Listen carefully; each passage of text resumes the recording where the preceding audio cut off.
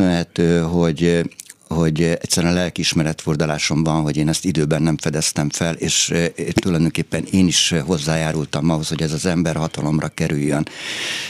Ez az ember, ez egy szélhámos, tehát ezt most már látja mindenki, lehullott a lepel.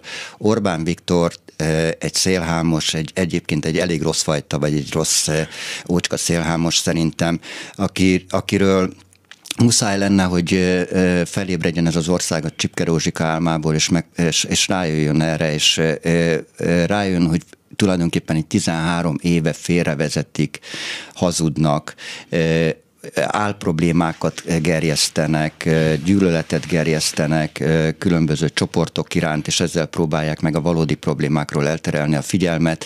El akarják velünk hitetni, amit már nem tudnak elhitetni egyébként, hogy az infláció sokkal alacsonyabb, mint a tényleges infláció, csak a saját pénztárcánkon ezt érezzük, mert most már a KSH-t is ugye saját politikai irányításuk alá vették, tehát tulajdonképpen azok a számok sem valósak, amiket onnan kapunk.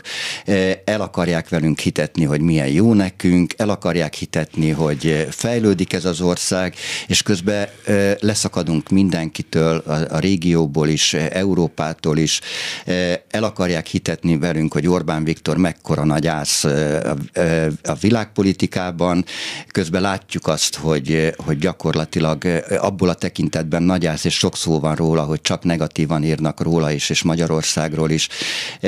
Tehát, hogy egy alternatív valóságot építettek fel, amiben most megpróbál az ország egyik fele hinni, a másik fele pedig ezt zsigerből megpróbálja elutasítani, vagy megpróbál legalábbis ezen kívül élni, de azért azt látnunk kell, hogy gyakorlatilag egy szélhámos kaparintotta magához ezt az országot.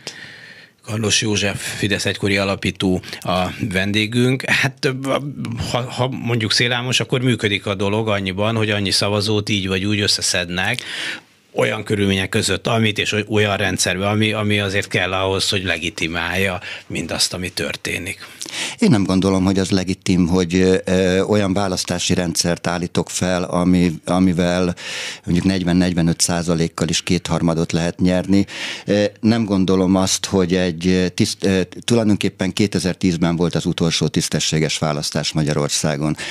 Azóta egyrészt a választási törvény átírásával, illetve a választási szabályok semmibevételével, a kampány finanszírozási szabályok semmibevételével, hiszen ők gyakorlatilag korlátlan pénzzel rendelkeznek, hiszen a mi adófizetői pénzünkből 4 éven keresztül mossák az agyunkat, és terjesztik a hazug propagandájukat.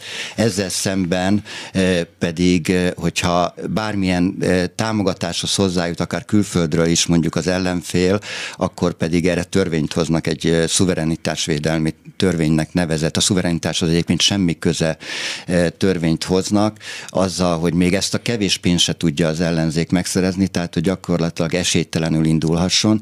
Teljesen nem akarják nyilván megszüntetni az ellenzéket, mert akkor az nagyon kilógna a lóláb, és hát az nem néznek ki jól. De hogy én nem gondolom, hogy ezzel legitim ez a rendszer. Nem gondolom, hogy egy olyan alaptörvénnyel, egy illegitim módon, illegitim tartalommal meghozott alaptörvénnyel legitim tud lenni ez a rendszer. Tehát én nagyon sajnálom, hogy ennek az országnak már nincsen alkotmánya. Egy alkotmány az nem arról kéne, hogy szóljon, hogy ad hoc jelleggel állandóan, amikor valamilyen probléma felmerül, akkor újraírjuk, meg módosítjuk, meg foltozgatjuk, toldozgatjuk, hanem annak tényleg egy gránitszilárd törvénynek kéne lenni, ami alapvetően meghatározza a kereteket, ami között kellene élnünk. Nincsenek kereteink, ez mind a nagy vezér kénye kedve szerint változik napról napra. Nem lehet hosszú távon tervezni, nem lehet biztonságban élni, tehát hogy én nem gondolom, hogy ezt legitimnek lehetne nevezni.